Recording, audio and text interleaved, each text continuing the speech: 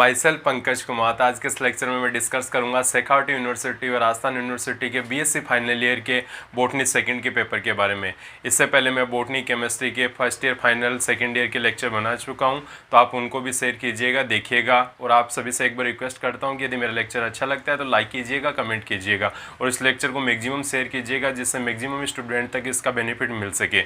आज के मैं इस लेक्चर में फर्स्ट यूनिट की बात करता हूँ। इसमें आपका जो फर्स्ट क्वेश्चन है, भारतीय मरुस्थलीय पादपों की अनुकूली व्यू है, रचनाओं को संक्षेप में लिखिए। ठीक है, भारतीय मरुस्थलीय पादपों यानी इसका मीनिंग क्या था? Xerophyte plant, xerophyte plant in India. ठीक है, यानी जीरोफाइट प्लांट है जिसमें क्या होगा, जो रेगिस्तान मरुस्थल में उगते हैं, जिस तरह से आपका आकड़ा वगैरह, ठीक है, आक वगैरह, तो इसके रिगार्डिंग लिखनी है। इनमें जड़ों में किस तरह के, यानी इसमें जो मूल है, रूट है, उसमें किस तरह के अनुकूलन पाई जाती है, पत्तियों में, तने में किस तरह के अनुकूल पाए जाते हैं, जिससे क्या करते हैं, वाटर की एब्सेंस में भी क्या होते हैं या वाटर की लो क्वांटिटी में भी अच्छे से सर्वाइव कर जाते हैं। उसके रिगार्डिंग लिखना है विथ आपको डायग्राम बना के। ठीक है, यानी जिस तरह से जड़ों में कैसे किस प्रकार के अनुकूलन पाए जाते हैं, जड़ें किस रूप में रूपांतरित मॉडिफाइड हो जाती है, वो लिखना है।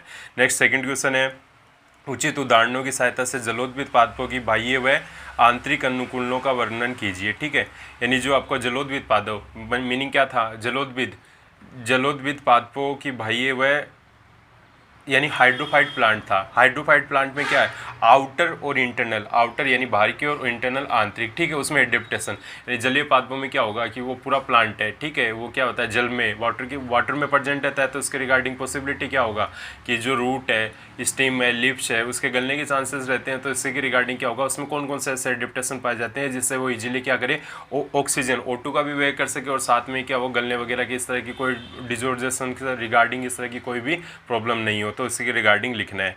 नेक्स्ट क्वेश्चन है, मरुद्भिद पादपों की आकारिकी, शारीरिक कार्यकी व आंतरिकी के अनुकूलनों का विस्तार से वर्णन कीजिए। ठीक है, ये फर्स्ट क्वेश्चन का ही पार्ट है, यानी जो जीरोफाइट प्लांट है उसकी आकारिकी, मॉर्फोलॉजी, कार्य की, फिजियोलॉजी, आंतरिकी एनाटमी के रिगार्डिंग क्या करना है, उसका विस्तार से लिखना है। नेक्स्ट क्वेश्चन है, इस पर शॉर्ट नोट्स लिखना है। हीलियोफाइट और साइकोफाइट्स प्लांट, हीलियोफाइट और साइकोफाइट प्लांट, हीलियोफाइट और साइकोफाइट की आप मीनिंग सुनना। हीलियोफाइट वैसे प्लांट होते हैं जो क्या करते हैं, जो सनलाइट की मैक्सिमम क्वांटिटी में भी प्रेजेंट रहते हैं। ठीक है, यानी वहाँ पे सनलाइट का वहाँ पे डायरेक्ट इंटरेक्ट होता है, जबकि जो आपका साइकोफाइट प्लांट है उनको क्या होता है, सनलाइट है उसकी मिनिमम क्वांटिटी यानी कम मात्रा मिलती है, वो साइकोफाइट प्लांट हो गए। नेक्स्ट क्वेश्चन है, जीवों के मध्य, जो नेक्स्ट शॉर्ट नोट्स का क्वेश्चन है, जीवों के मध्य अनोन्य क्रिया। ठीक है, यानी जो आपके एनिमल्स है उसके मिड में जो कौन कौन सी इंटरेक्शन पाई जाती है, उसके रिगार्डिंग। नेक्स्ट क्वेश्चन है, जलाशय में अनुच्छेद। ठीक है, यानी पोंड में किस तरह के अनुकूलन वगैरह होते हैं। इसमें नेक्स्ट है सहजीवन यानी आपका जो सिम्बायोसिस है, यानी जो वो किस तरह से होगा। मर्दा जनन, सोइल जनरेशन। नेक्स्ट है मर्दीय कारक, यानी जो सोइल फैक्टर, मर्दा को कौन कौन से कारक प्रभावित करते हैं। नेक्स्ट इसमें है सहोपकारिता, ये आपका सिम्बायोसिस हो गया, और जो आपका सहभागित या जो आपका म्यूचुअलिज्म है उसके रिगार्डिंग। नेक्स्ट है इसमें ऋणात्मक अन्योन्य क्रियाएं, यानी जो नेगेटिव इंटरेक्शन का मीनिंग क्या होता है। देखो, जिस तरह से देखिए आपने कुछ बड़े प्लांट देखे हैं, उनके नीचे यानी जहाँ तक उनकी छाया रहती है उसके नीचे कुछ छोटे प्लांट नहीं उग पाते हैं। क्यों? क्योंकि वो क्या होते हैं, उसकी जड़ों से कुछ इस प्रकार के हार्मफुल जो केमिकल्स है वो सीक्रेट होते हैं, जिसके रिगार्डिंग क्या होते हैं, वहाँ पे अदर जो क्रॉप है यानी अदर छोटी फसलें है वो वहाँ पे ग्रोथ नहीं कर पाती है। ठीक है, ये क्या हो गया, नेगेटिव इंटरेक्शन का। नेक्स्ट इसमें मैं आपकी सेकंड यूनिट की बात करता हूँ, राजस्थान की वनस्पति के प्रकारों के बारे में विस्तार से समझाइए। ठीक है, यानी राजस्थान में क्रॉप है, कौन कौन से टाइप पाए जाते हैं, उसके विथ एग्जांपल आपको कवर करने हैं। नेक्स्ट क्वेश्चन है, पादप अनुक्रमण क्या है, समझाइए। पादप अनुक्रमण यानी प्लांट सीक्वेंसिंग क्या होती है। ठीक है, कि प्लांट को किस ऑर्डर में इनको क्रॉपिंग किया जाता है, इसको उगाया जाता है, और किस ऋतु के अनुसार किस तरह से कैसे। ठीक है, तो ये भी इसमें इंक्लूड आएगा, और आपको विथ मिनिमम 5 एग्जाम्पल करके लिखना है। नेक्स्ट क्वेश्चन है इसमें शॉर्ट नोट्स का, राजस्थान के संकटग्रस्त पादप। ठीक है, यानी जो प्लांट है जो क्या है अभी विलुप्ति के कगार पे है। नेक्स्ट इसमें है पारिस्थितिकीय स्तूप। ठीक है, यानी जो आपके इकोलॉजिकल पिरामिड है 3 टाइप्स के थे मोस्टली, अरे बढ़ते हुए घटते हुए, और क्या था, लीनियर टाइप के। ठीक है, और इसमें नेक्स्ट क्वेश्चन है कार्बन चक्कर, कार्बन साइकिल, पोषी स्तर का मीनिंग क्या होगा, न्यूट्रिशन लेवल, सहभोजिता, वही आ गया, म्यूचुअलिज्म सिम्बायोसिस वाला। नेक्स्ट है खाद्य जाल, यानी जो फूड वेब है वो। इसमें नेक्स्ट है जैव भू रासायनिक चक्कर, बायोजियो केमिकल। ठीक है, यानी जैव बायोलॉजी आएगी, जियोग्राफी आएगी और केमिस्ट्री आएगी। तो क्या हो गया, बायो जियो केमिकल जो आपका साइकिल है। नेक्स्ट इसमें समुदाय संरचना में प्रयुक्त गुण, ठीक है, यानी जो कम्युनिटी स्ट्रक्चर है उसके बारे में लिखना है। नेक्स्ट आपकी थर्ड यूनिट है मक्का की उत्पत्ति, कृषि, वनस्पतिक लक्षण व उन्नत किस्मों के बारे में, ठीक है। मक्का की उत्पत्ति यानी जो कॉर्न की क्रॉप है, कॉर्न मक्का की क्रॉप है, फसल है, उस तरह की कौन कैसे इसकी उत्पत्ति हुई, इसके लिए जो टेम्परेचर है उसकी रिक्वायरमेंट क्या होती है, इसको किस तरह से बोया जाता है, तो उस समय क्या क्या इसमें एडेप्टेशन क्या क्या अनुकूलन होने चाहिए, तो और इसके रिगार्डिंग इसकी उन्नत किस्में मीनिंग हाइब्रिड जो इसकी अभी हाइब्रिड फैमिलीज वगैरह बनाई गई है, तो उसी के रिगार्डिंग लिखना है। विथ आपको मिनिमम 4 एग्जाम्पल लिखने हैं। नेक्स्ट क्वेश्चन है सेब, नारियल, गन्ना, मूली के वानस्पतिक नाम, कुल व उपयोग बताइए। सेब आपका देखो, जो सेब एप्पल का लिखना है, नारियल कोकोनट का, गन्ना शुगर केन का, मूली रेबिट का, इनके वानस्पतिक नाम, बोटनिकल नेम, और इसके साथ में इसका कुल कौन सी फैमिली कौन से जीनियस में पाया जाता है, इसके रिगार्डिंग इसके इकोनॉमिकल यूजेस, ठीक है। ये इस टाइप के क्वेश्चन आप देखो, सेब, नारियल, गन्ना, मूली, यहाँ पे 4 दिए हुए हैं। आपको मैं कहूँगा कि आप 4 नहीं, यदि आपके पास में टाइम में रहता है तो आप क्या करना, औरों को भी याद करना। औरों का भी यदि नहीं हो पाता है तो मिनिमम आप 20 या 25 इसके बोटनिकल नेम तो अच्छे से याद करके जाओ।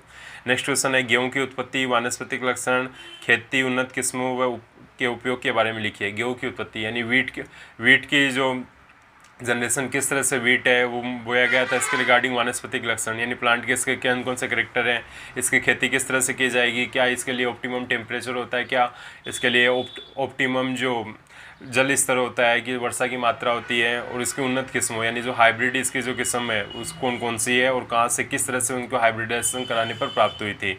नेक्स्ट आपको शॉर्ट नोट्स लिखना है नारियल का उपयोग, ठीक है, कि जो आपके कोकोनट है उसका किस किस में यूज होता है। अब देखो नारियल वाले में आपको इस तरह से ऐसे आड़ू भाषा में नहीं लिखना है, उसका सेल्यूलर और न्यूट्रिशनल पार्ट दोनों टाइप से लिखने हैं, ठीक है, यानी उसमें लिखते हो ना कोशिकीय गुणकोष और केंद्रीय गुणकोष, उस टाइप से लिखना है। नेक्स्ट क्वेश्चन है आलू कोमा 2 भूमिगत सब्जी, ठीक है, इसके बारे में टिप्पणी लिखनी है। नेक्स्ट इसमें शॉर्ट नोट्स का क्वेश्चन है डी कंडोले की परिकल्पना, ठीक है, ये डी कंडोले नाम का साइंटिस्ट था, इन्होंने क्या थ्योरीज दी थी ये लिखना है। नेक्स्ट क्वेश्चन है तेल उत्पादन में पौधों का सामान्य विवरण, ठीक है, यानी जो ऑयल है वो प्रोड्यूस करते हैं वो प्लांट है, उसके बारे में लिखना है। नेक्स्ट आपकी 4th यूनिट है 2 रेशे उत्पादक पादपों का उनके वानस्पतिक नाम आर्थिक महत्व के बारे में विस्तार से लिखिए, ठीक है, यानी तेल रेशे उत्पादक यानी रेशे उत्पादक में मोस्टली कौन कौन से होते हैं, जूट है, पटसन है, इसके रिगार्डिंग क्या करना है, इसके जो आपको देखो वो फ्लोएम फाइबर वगैरह बनाते हो, फ्लोएम फाइबर, ठीक है, विथ स्ट्रक्चर और विथ बोटनिकल नेम। ये तो आपको कंपलसरी है कि यदि जब प्लांट मोर्फोलॉजी आती है, प्लांट एनाटॉमी या फिजियोलॉजी कोई से भी आप करते हो तो उसमें आपको बोटनिकल नेम लिखोगे तो अच्छे मार्क्स मिलेंगे, ठीक है। जूट है तो जूट का लिखना है, कपास है तो उसका लिखना है, पटसन है तो उसका लिखना है, ठीक है। तो इसके रिगार्डिंग क्या और इसके इकोनॉमिकल यूजेज है वो अच्छे से याद कर लेना, ठीक है। जूट है तो क्या बनाए जाएंगे, रेसे वगैरह बनाए जाएंगे, जिस तरह से वो बुनाई वगैरह में काम आते हैं। नेक्स्ट क्वेश्चन है 5 महत्वपूर्ण औषधीय पादपों के वानस्पतिक नाम, कुल व रासायनिक संगठन व उपयोग के बारे में, ठीक है। 5 महत्वपूर्ण औषधीय पादप यानी जो मेडिकल यूजेज में जो प्लांट आते हैं, ठीक है, जिस तरह से तुलसी था, अश्वगंधा था, गिलोय था, ठीक है, इन्हीं के रिगार्डिंग ऐसे 5 प्लांट है आपको विथ बोटनिकल नेम और इसका जो फैमिली वगैरह है वो लिखना है और इसका यूजेज क्या होता है, ठीक है।